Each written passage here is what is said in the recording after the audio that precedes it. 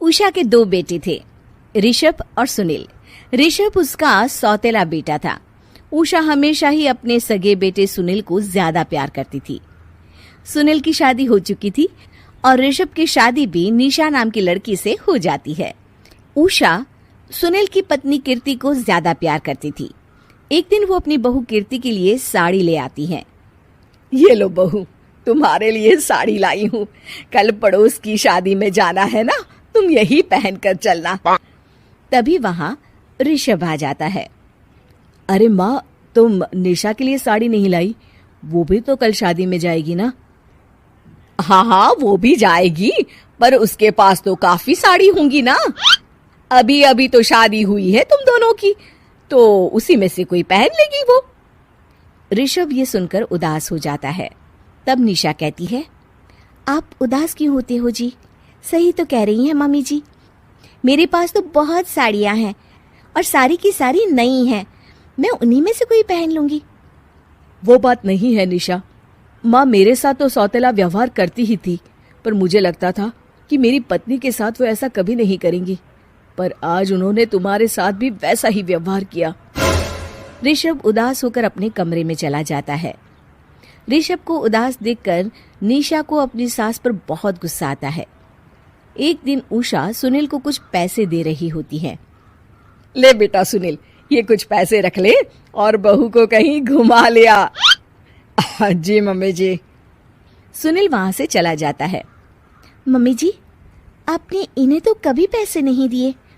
ऐसा सौतेला व्यवहार आप क्यों करती हैं? बहू, ये किस तरह से बात कर रही हो तुम अपनी सास से? कोई ऐसे सवाल करता है कि अपनी सासू से?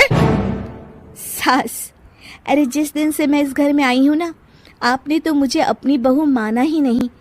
हमेशा कीर्ति भाभी के लिए ही सब कुछ लाती हैं। मुझे तो आज तक आपने कुछ दिया ही नहीं। क्या मैं जानती नहीं कि आप ऐसा क्यों करती हैं? देख निशा, तू अपना काम कर, समझी? मेरे से बहस करने की कोई जरूरत नहीं है। तभी वहां ऋषभ आ जाता है। निशा, माँ से ऐसे बात नहीं करते।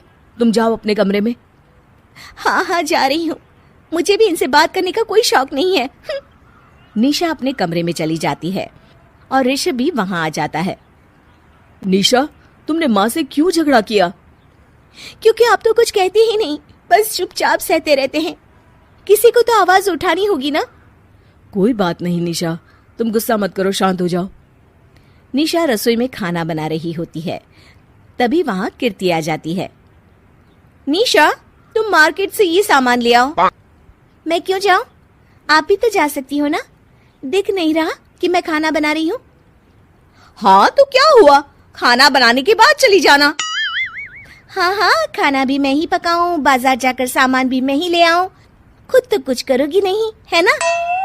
ओहो, जुबान तो देखो कैसे चल रही है। सुनो, तुम अभी आई हो इस घर में, तमीज में रहो, वरना सासू माँ से कहकर मायके भिजवा दूंगी तुम्हें। हाँ। ओह, हाथ लगाकर दिखाओ मुझे, देख लूंगी। बहुत मनमानी हो गई तुम दोनों की, समझी? निशा लिस्ट कीर्ति के ऊपर फेंक देती है।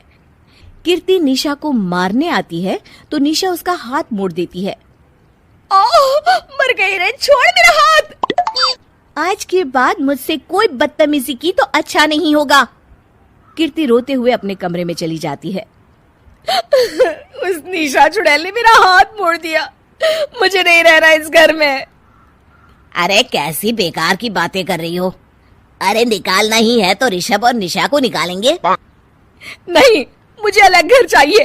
कान खोलकर सुन लीजिए, हम दोनों इस घर से जल्द जाएंगे। आप नए घर का इंतजाम कीजिए बस। मैं इन दोनों के साथ ज्यादा नहीं रह सकती। हाँ, वैसे मैं भी कुछ दिनों से सोच रहा था। अच्छा हुआ तुमने कह दिया, मैं माँ को भी बता देता हूँ। माँ, वो क्या करेंगी तुम्हारे साथ जाकर? मैं चाहती हूँ कि तुम और मैं, बस हम दोनों ही कहीं शिफ्ट हो जाएं, इस सब झमेले से दूर। अरे पर माँ को यहाँ छोड़कर इस तरह से जाना ठीक नहीं रहेगा कीर्ति। वैसे वो तुम्हें कितना प्यार भी तो करती हैं।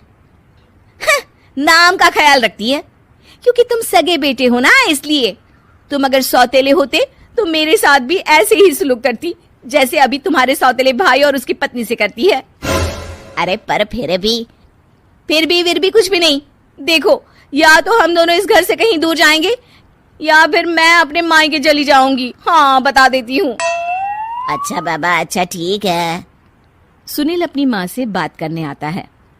माँ, मैं सोच रहा हूँ कि कीर्ति के साथ अलग घर में शिफ्ट हो जाऊं। अरे वाह बेटा, ये तो बहुत अच्छा सोचा है तुमने। कब शिफ्ट होना है हमें? मैं भी पैकिंग कर लेती हूँ। अब नहीं माँ, मैं और कीर्ति ही जाएंगे बस।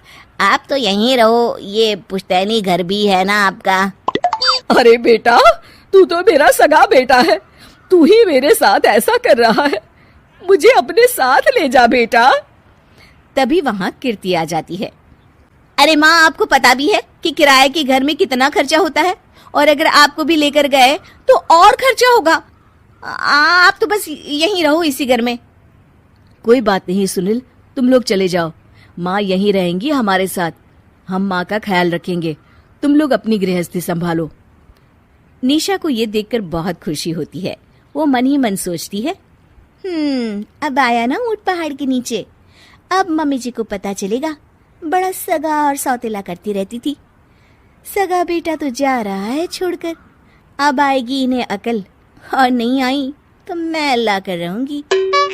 निशा अपनी सास को कैसे अपने सौतेले बेटे से मिलाएगी, जानने के लिए देखिए सौतेली माँ पार्ट 2।